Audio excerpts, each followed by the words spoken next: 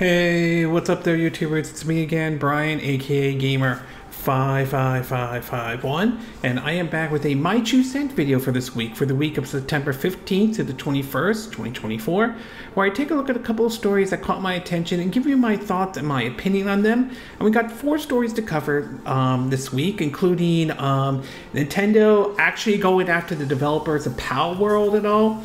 It's a big leak, supposedly a big leak, of what the Switch 2 or the Switch successor may actually look like.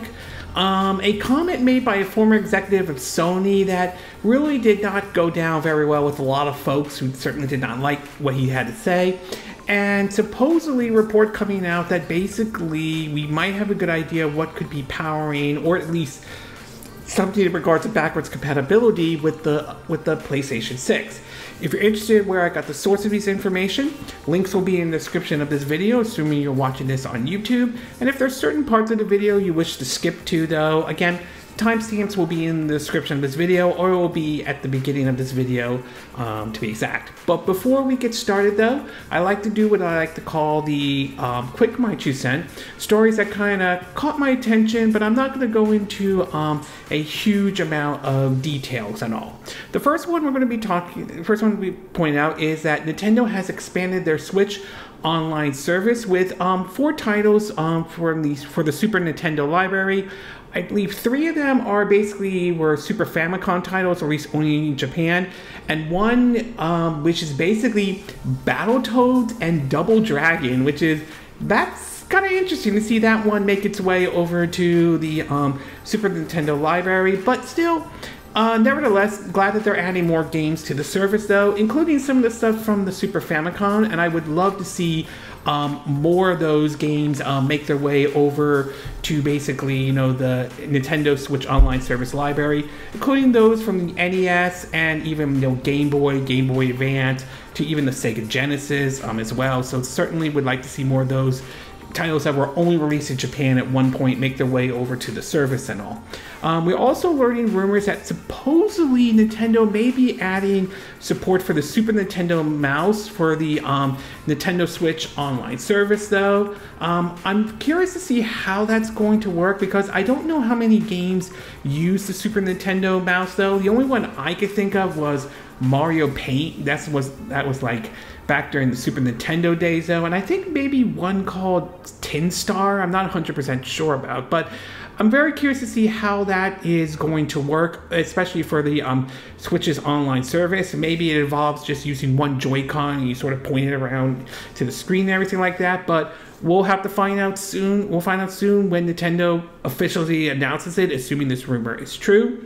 We're also learning that basically the Vita exclusive Freedom Wars is getting remastered for the PS4, PS5, I think PS4, PS5, PC, and the Nintendo Switch. It will be published by Bandai Namco, and it's expected to be released on the system soon.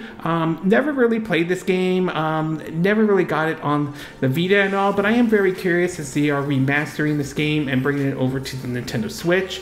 Unfortunately, there has been no plans at this time for an Xbox version. Remains to be seen if that will make its way to the Xbox systems or not at some point down the road. And if it does, we don't know if it will be making its way to Game Pass or not, or anything like that. We also saw basically photos of the CEO of Limited Run Games visiting the headquarters of Nintendo and acknowledging a great partnership and all. I will say limited runs can be a hit and miss sometime. I have purchased games from Limited Run and everything like that. Some folks like them, some folks don't. They have sort of a mixed history, though, and everything like that. But I am kind of curious to see why the CEO of Limited Runs was visiting the headquarters of Nintendo.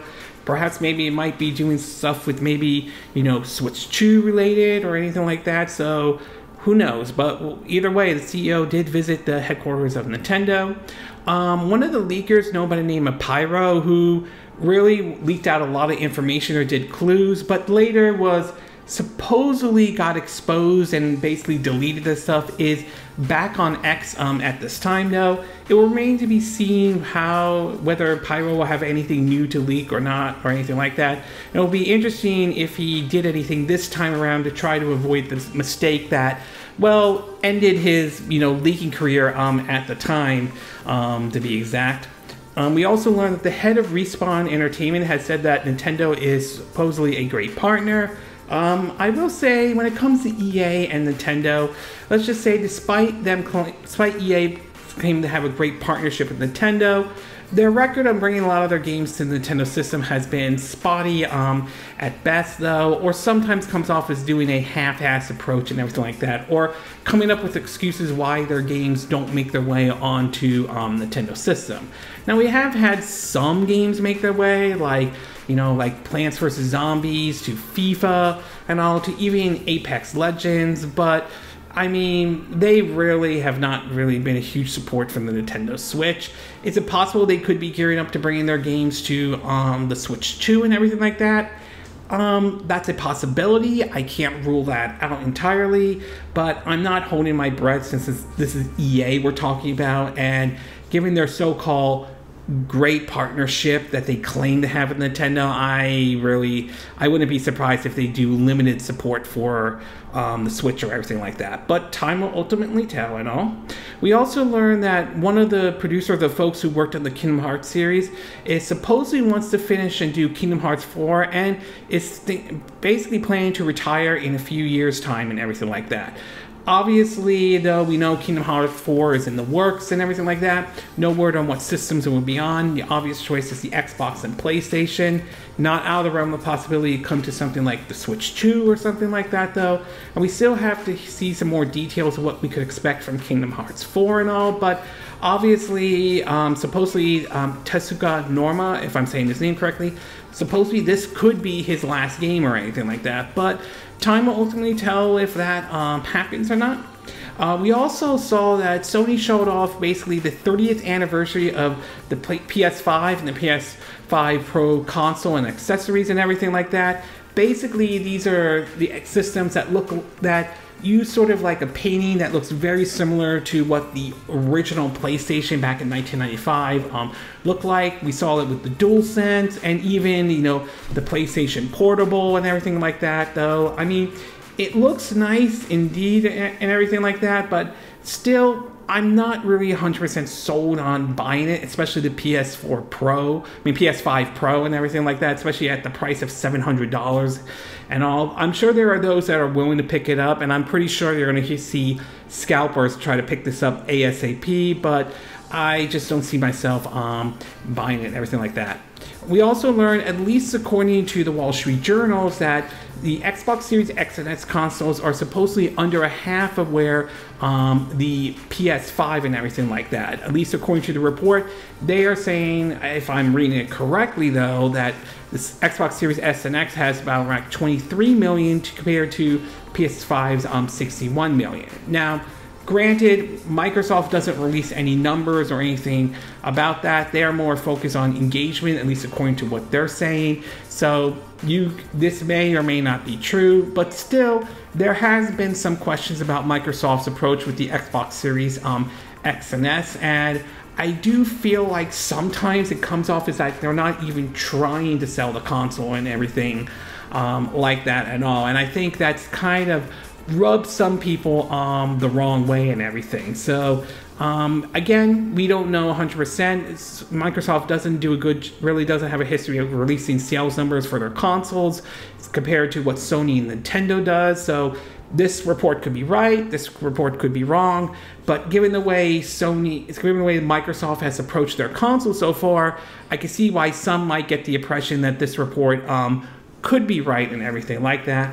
And last but not least, we are learning that Tango Gameworks, supposedly now that they're owned by a new company and all, isn't expecting Hi-Fi Rush 2 to make money or anything like that. It's been a debate over whether or not the first one did well or not. There's been some reports back and forth and everything like that, though. So it remains to be seen how well that game did. I mean, is it possible that Hi-Fi Rush could be a success? I mean, it's a possibility, but some of that will depend on what expectations that they are setting for that game and whether or not it gets if just like the first one, gets a positive response or not. So time will ultimately tell how well when Hi-Fi Rush 2 does happen. Time will ultimately tell whether or not that will make money or not. And if it does happen, it will be interesting if they do decide to bring it to Game Pass or not and everything. And in the movie and TV show part of the My 2 Cent, we saw actually 2 trailers from Netflix though. The first one is sort of a announcement trailer for the second season of Castlevania Nocturne, if I'm saying that name correctly though. I did enjoy the first season, and I'm looking forward to this one though. I did enjoy the Castlevania series that Netflix has done. The only downside to this is that season 2 will not be out until January 2025, which to me is a little bit of a disappointment. I would have loved this to come out in October and all, but sadly we're going to have to wait and everything like that. We also saw a clip for the another clip as part of Netflix's Witcher approach, which is known as The Witcher Siren of the Deep Cut though. Judging from what they've shown so far, I like what I'm seeing. I might give this one a look at though. I haven't watched the live action Witcher one that Netflix done, but I've heard some good things about that. I have to get to that one at some point. Hopefully that will be soon and everything like that. But it is certainly one I will be definitely keeping an eye out for. We also learned that supposedly the ratings came in from ABC News, especially during the presidential debate, and supposedly for ABC News it did very well. They got some pretty good ratings according to what the Nielsen's ratings are saying though. Obviously this probably doesn't include, you know, streaming services or anything like that. So remains to be seen. Remains to be seen how well they did when it was being streamed on different platforms, whether it's YouTube TV or Hulu, which supposedly it was streamed on both Hulu and Disney Plus as well. So, but in either case, at least according to what the Nielsen's ratings are saying, ABC World News tonight had really some good ratings and all. And we also saw basically a look at behind the scenes of the push of how Skydance was able to basically buy Paramount and everything like that. So it certainly is a neat article to read from Deadline. While in the Hollywood Reporter, there's basically supposedly who's going to run Paramount. Will it be Larry Edison or David Edison, either the son or the father? So remains to be seen exactly who's going to be running Paramount and all. And finally, we learned about Sean Diddy Combs, who recently got arrested basically from supposedly several allegations, including one with sex trafficking. As of right now, he is pleaded not guilty on it, but supposedly TMZ has released an arrest video of it going on though, so it will be interesting to see how that case plays out and everything. Okay, with the quick My 2 Cent part now done, along with the movie and TV show part now done as well, we'll get started with our first story, and this one has to do with supposedly what could be going inside the PlayStation 6 and all. Now, even though Sony has basically announced the PS5 Pro and all, I think for some of us, I think a lot of us will be waiting for when their next generation system comes out, like the PS6. I'm preferring that one rather than trying to take the mid-gen refresh that we're seeing right now with PS5 and PS5 Pro and everything like that. I did that with the PS4. Even when they announced the PS4 Pro, I didn't get that system or anything. I just chose and stuck with the PS4 all the way until the PS5 came out and all.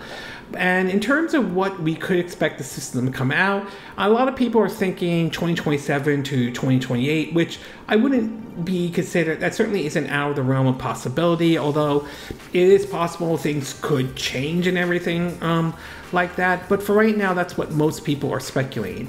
As for what could be going into or what could be powering the PlayStation 6, there is apparently a report that came out from Reuters that seemed to indicate though that originally it could have been a chip designed by Intel, but in the end it seems as though Sony decided to go with AMD and all. And a quick summary of it from Reuters, it talks about, in terms of the PS6's backwards capability. It reads that, quote, a report from Reuters has revealed that Sony was in talks with Intel for the PS6. However, Sony ended up using AMD's chip for the upcoming console. Choosing Intel would have meant giving up on backwards compatibility. The implication of this may be, as Comic Book Gaming writes, that PS6 might be backwards compatibility though. It reads that quote, backwards compatibility in the new console is a large selling point for fans, and even the Switch 2 is rumored to be backwards compatible. The rumors regarding the backwards compatibility for the PS6 following a bidding war between companies. The bidding left AMD and Intel as the two of the most likely companies to create the processors that the future of the consoles will run on. According to a report, however, Intel and Sony had a price dispute over how much profit the microprocessor company would receive for each console sold. This caused Intel to drop out of the running and left AMD to pick up the contract once again. Sony has worked with AMD to create custom chips for the PS4 and PS5. The console maker is one of AMD's largest customers, so keeping this contract is a big win for the company. The PS5 is backwards compatible with the PS4, while the latter is not backwards compatible with the PS3, nor its predecessor. This may be at least partially because the PS3 didn't use AMD, instead relying on a custom designed chip made jointly by Sony, Toshiba, and IBM. Partnering with Intel may have jeopardized the company's ability to make the PS6 backwards compatible. Although it would have been possible, it is likely much easier for Sony to get the PS5 and maybe even PS4 games to play on the upcoming console if it continues to work on the same processing chip, though. It is worth pointing out that basically though, that Intel has basically responded to this. Supposedly about the talks, though, a spokesperson said, quote, we strongly disagree with this characterization, but are not going to comment about any current or potential customer conversation. We have very healthy customer pipeline across both our products and foundry business, and we are squarely focused on innovation to meet their needs. So, I mean, assuming this report from Reuters is correct, I mean, the good news is that we at least know that the PS6 will be backwards compatible, at least if this report's right, with supposedly PS4 and PS5 games, which certainly is a good thing, especially for those who picked up, or build up their PS5 and PS4 library or anything like that.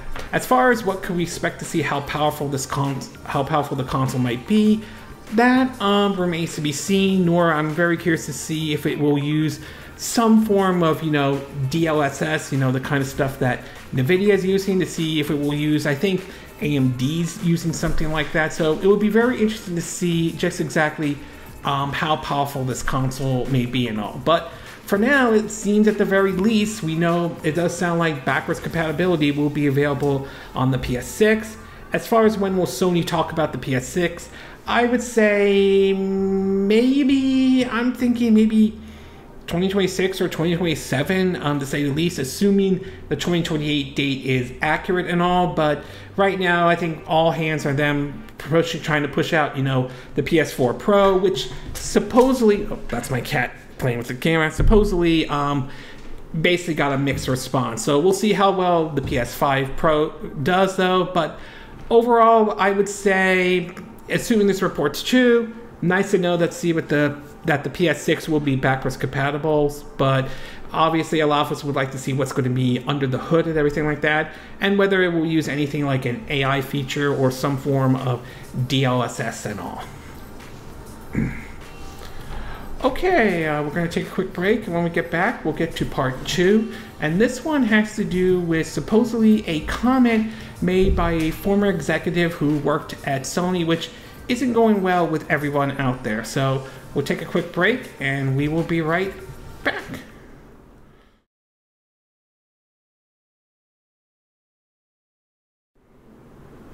Okay, and we are back with part 2 of my my 2 cent video for this week. And for this one, we're going to be taking a look at a comment that, well, let's just say the former person who was in charge of Sony, or at least someone who worked in a high position at Sony, made that unfortunately basically rubbed people the wrong way and everything like that. Now, one of the things we've seen during the gaming industry in recent years so far has been a lot of layoffs, to be exact though, and there could be multiple factors that could lead to that.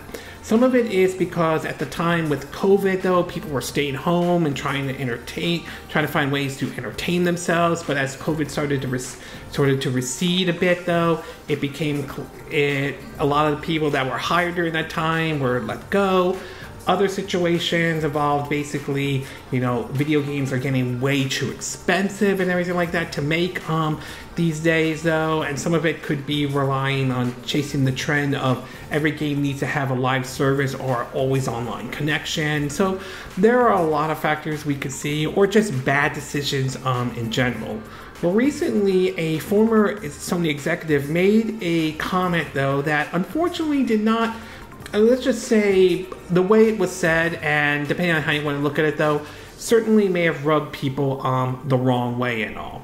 In an article from GameSpot, it reads that, quote, it basically reads that, quote, Deerings, or by the name Chris Deerings, who is the former president of Sony Computer Entertainment Europe, recently appeared on Simon Parkin's Eurogamer podcast, My Perfect Console. During his conversation with Parkins, Deering shared his perspective about the massive layoffs that are rocking the industry. Here's what he has to say, quote, I don't think it's fair to say that the resulting layoffs has been greed, noted Deering. If the money isn't coming in from consumers on the last game, it's going to be hard to justify spending the money for the next game and everything like that, though. He also continues as saying, quote, I think it's probably very painful for the manager, but I don't think that having skills in this area of game development is going to be a lifetime of poverty or limitation, said Deering. It's still where the action is, and it's like the pandemic, but now you're going to have to take a few figures out to get through it. Drive an Uber or whatever, go off and find a cheap place to live and go to the beach for a year. But keep up with your news and keep up with it, because once you get off the train, it's much harder. Apparently, not everyone took that comment very well and everything like that. Some of it was found on X, formerly known as Twitter, from the layoff tracker, saying advice from PlayStation boss Chris Deering: when you get laid off, move to a cheaper place, go to the beach, drive Uber, and most importantly, get over it. Others have chimed in by saying Chris Deering is absolute incorrect, if I'm saying that name wrong, apologies for that is. Why do we still have people like this at the top of the video game company leadership? Another person wrote, I had to shake my head with some of the quotes from Chris Deering in this article. Some proper boomer shit. This one really made me mad. Go to find a cheaper place to live. Dropping the F-bomb, there are no cheap places to live, like seriously, so out of touch. Others have rated in that, quote, 22,000 game developers have been laid off. Chris Deering's response, go to the beach, drive an Uber. With a strong union, we can get what we deserve, work-life balance and job security. Without it, we're left in with let them eat cake. Others say, quote, people say dumb shit when casually talking for an hour that may usually think a bit harder on it, but if this is truly what he thinks, that greed plays no part in layoff, and those affected should work for Uber, then I think Chris Deering may be part of the problem. You all, and yeah, another one saying, quote, how about they go to the beach for a year if Chris Deering's paying out of pockets only seem fair. IMO. The article concludes with, the backlash from the discussion may follow Deering around for a long time, but in the interim, no one knows how many more layoffs will arrive in 2024 or when the industry will reverse that trend. So in terms of his comment and everything like this, I will say it is true that greed may not be the only factor that plays a part in terms of some of these layoffs and everything like that, though. And he is right that if consumers aren't going to if money isn't there for the consumer over the last game, it's going to be hard to justify spending money for the next game. That I do think is true to a certain extent. However, I don't deny the fact that greed can sometimes play a part in it, though, and we've seen in the past, such as, like, I think one example was with Activision Blizzard before Microsoft purchased them, where supposedly there were reports coming out that because they didn't make all the money in the world, they laid off several employees while the higher-ups give themselves nice, big, fat, juicy bonuses. So I think sometimes greed can actually play a part. But to make a comment like saying, you know, basically make a comment like, say, figure out how to get through it, drive an Uber or whatever, or go find a cheap place. Yeah, I think a comment like that is going to give the impression that you are out of touch. You're not with the average employee and everything like that. So that, I do agree, that was a pretty stupid comment for him to make and everything like that. And I do think it will, I think, reinforce the argument for what we've been seeing lately, though, a push for unionization in the gaming industry and everything. So I will admit this was a pretty dumb comment for him to make, and that certainly isn't going to sit well with a lot of folks. And I do think a lot of folks had a right to be angry with him and everything. So overall, it was a dumb comment to him to make like that, and it really, that doesn't sit well for those who have been affected by, you know, losing their job work at some of these places, or been affected by actual greed, where some folks, where the higher ups let these people go so they could put more money in their pockets and everything like that. But the point is that it was a dumb comment for him to make and everything. Okay, I'm going to take a quick break, and when we get back, we'll get to part 3. And this one has to do with supposedly a huge leak came out regarding the Switch successor, or Switch 2 and all. So we'll take a quick break, and we will be right back.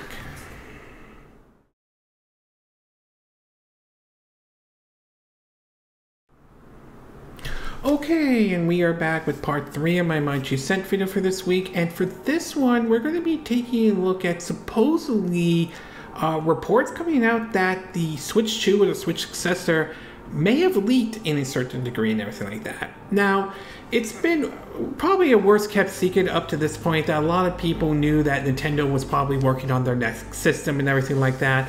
Many speculated that the system was going to be, you know, a continuation of the Switch and everything like that. And Nintendo even recognized this themselves when they talked about during one of their fiscal earnings. But what still remained a mystery is exactly what was inside, what this system's going to be.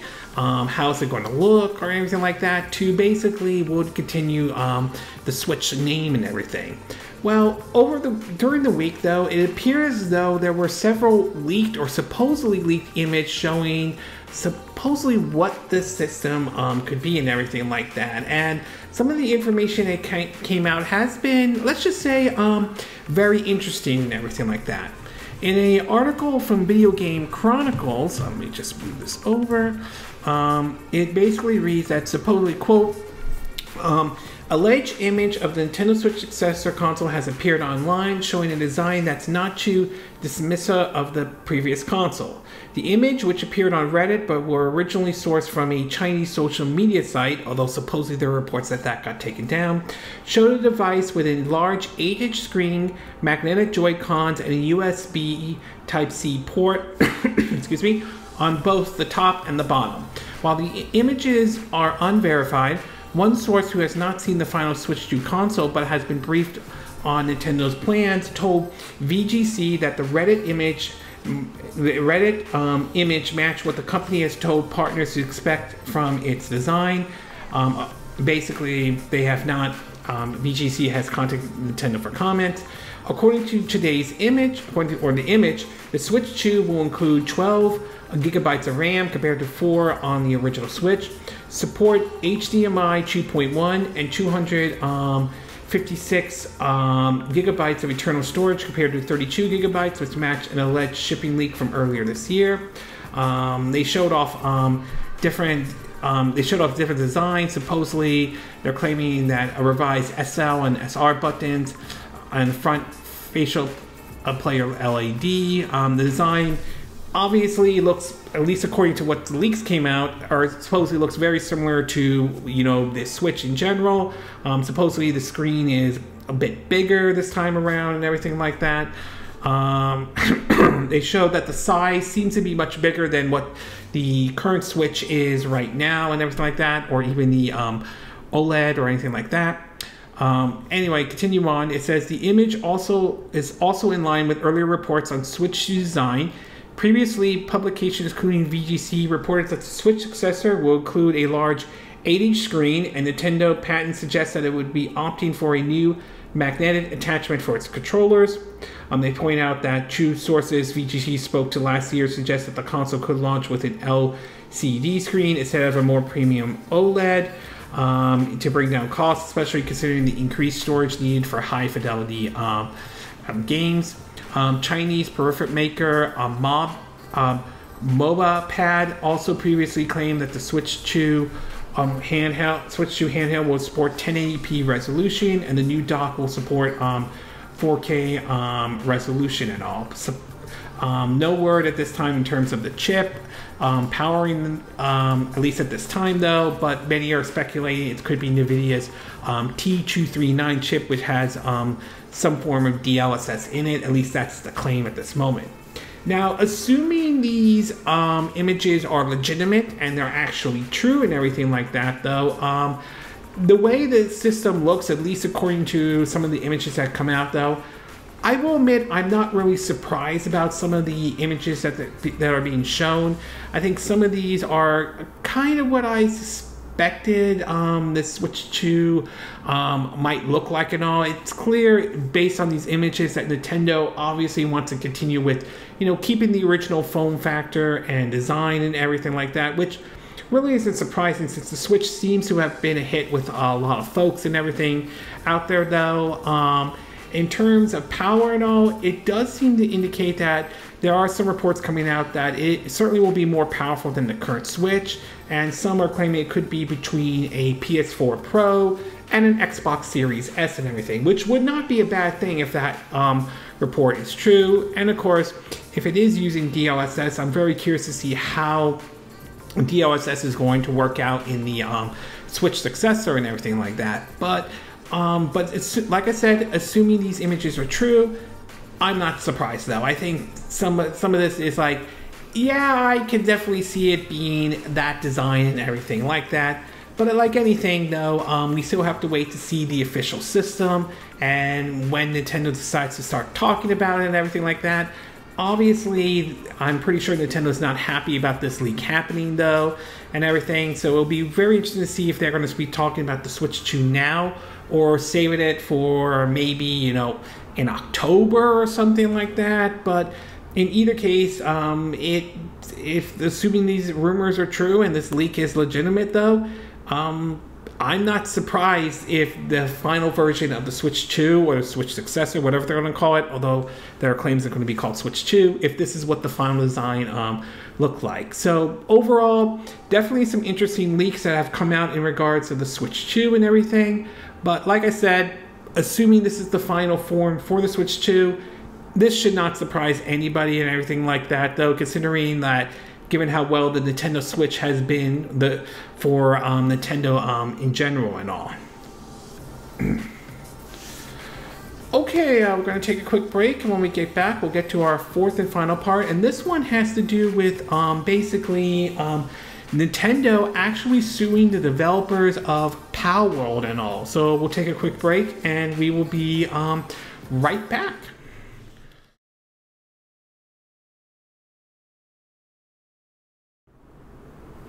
Okay, and we are back with our fourth and final part of our My Two Cent video for this week. And for this one, we're going to be taking a look at a lawsuit that Nintendo has filed against the developers and the maker of Palworld and all. Now, when Palworld was announced and everything like that, I mean, to me it was just, it wasn't a game that really interests me, but I wasn't against, you know, the game existing or anything like that. But I was very curious to see how one company by the name of Nintendo was going to respond to this, because if there's one thing about Nintendo that they are known for for one of their things is that they have a history of being extremely protective of their IPs, to be exact though. And sometimes I think they're in the right on some situations. Other times I do think they can go a bit overboard every now and then. And so when Palworld was officially released, I wondered if Nintendo was going to take any actions or anything like that. And up to this point though, they really did not. And I think some thought maybe they didn't see any reason to go after them. Maybe they did, but no one really knew what Nintendo was going to do. And for the most part, they kind of stayed quiet around this until this week, though, when it became clear that Nintendo was, with their lawyers, or as some have dubbed, you know, the Nintendo ninjas and all, decided to take actions against the developers who worked on Palworld and all. In an article from GameSpot, it reads that, quote, Nintendo has filed a lawsuit against Pocket Pair, the developers behind Palworld, alleging infringement on patent rights. The studio has responded, saying the company will take action on this matter to ensure the indie game developers are not hindered or discouraged from pursuing their creative ideas. Pocket Pair calls the situation unfortunate, though. According to a press release, Nintendo and the Pokemon Company has filed a lawsuit today on September 18th in the Tokyo District Court. This lawsuit seeks an injunction against infringement and compensation for damages on the ground that Palworld, a game developed and released by the defendant, infringed on multiple patent rights, the press release says.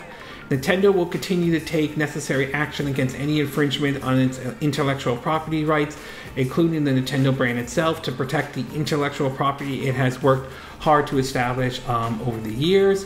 The studio Pocket Pairs responded that Nintendo has not told the studio which specific patent are alleged to have been infringed upon.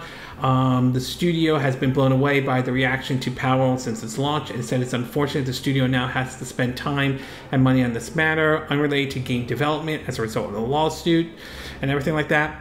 Several analysts have weighed in on this though. One by the Tokyo security analyst known as Hideki Yasuda, if I'm saying the name correctly, told Bloomberg, Nintendo's filing this lawsuit for patents infringements, not copyright violations, means it has given up making the case that Palworld characters are similar to Pokemon. He also added, but it shows that Nintendo has more ways to stop games it doesn't like. The company owns a lot of patents related to basic game mechanics that are used in many titles available today and all.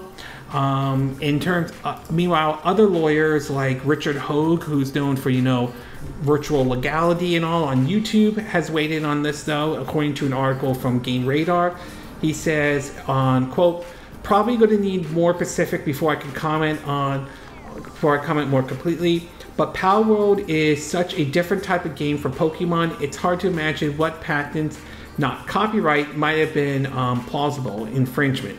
Hogan treat.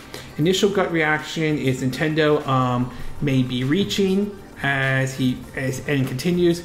It's important to note that the lawsuit brings alleged patent infringement into question, which is different from copyright.